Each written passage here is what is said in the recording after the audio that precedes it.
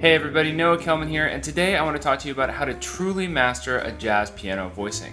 How do we actually get it under our fingers to the point where we can basically do whatever we want with it in any key, in any context, right?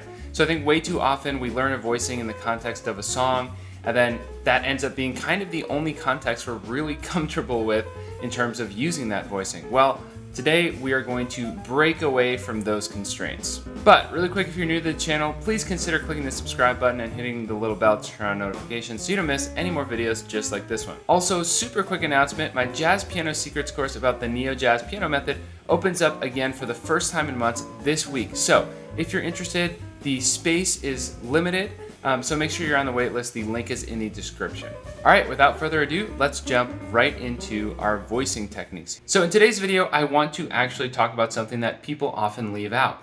And for me, this is actually the first step in really mastering a voicing.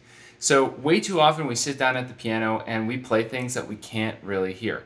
And that's okay, because sometimes in the process of practicing them, we do learn to hear them. But if we actually want to really expedite that process, sometimes even from potentially years to even just, I don't know, even a week or weeks, what we can do is use ear training techniques to essentially master that ear-brain-hand connection far earlier. So that's what I'm going to show you right now. This is what I do with a voicing when I'm very first learning it. Okay, ready?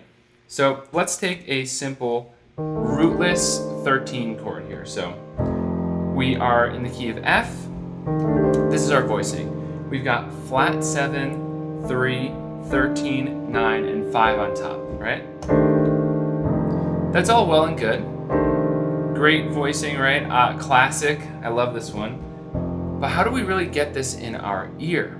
Okay, well, the first part of this technique is to just make sure that you can always hear the bottom note and the top note, relatively speaking. So the way this is going to work is I'm going to play a note, and then I want you to first sing the bottom note of your voicing, right? So that's going to be the flat 7 in this case. So can we sing the flat 7 above this root? Flat 7. Okay, so E flat. We also know that the top note is the 5, so can we sing that top note? 5. Okay, doesn't really matter what octave you do this in. But that right there is step 1 of this kind of voicing ear training before you ever actually start practicing the voicing on the piano. All right, cool. So we've got that down. We've got that bottom note and the top note. We can hear that no problem, right? But that's only in one key, obviously. So what you would want to do is just go through and try this in a few other keys. So like this. Flat 7, 5. Cool. All right, and then do that with some other keys. Go through. Make sure you can do it really, really quick. All right, so next up, I like to do the bottom 3 notes of the voicing in order now. So here's your F. Now we're gonna sing flat 7, 3, 13, right? To the bottom 3 notes of the voicing. You wanna really hear how those are spaced out from each other. And I know, I'm really sorry y'all have to hear me sing. Every time I do an ear training video, it's so painful, but but the thing is that, you know, you can actually do this stuff in your head. You don't have to literally sing it out loud if you're not comfortable. Just make sure you're honest with yourself about whether you're hearing the notes. Now, we don't want to just be able to sing them up. We also want to sing them back down. So like this. Flat 7, 3, 13, 3, flat 7. Maybe even go between them, right? Flat 7, 13, 3, 13, flat 7. Make sure you can really, you know, close your eyes and hear those in your head. And the great thing is that's actually really helping us master this bottom little rootless chord that we can do with just our left hand too, which is awesome, right? Then of course do that in some other keys, you know, pick a random note. Flat 7, 3, 13. 13, 3, flat 7, 3, flat 7, 3, 13. Right? And then the final step here with this voicing ear training is to actually be able to do this with the full gamut of the voicing. So, flat 7, 3, 13, 9, 5, 9, 13, 3, flat 7. And if anybody wants to hire me as a vocalist for a gig, I am now taking on gigs as a vocalist, and you can get exactly what you're hearing me do in this video, top level stuff. And so again, we'll play different root notes and practice really singing up that full voicing in different keys and making sure you can really hear it in your head.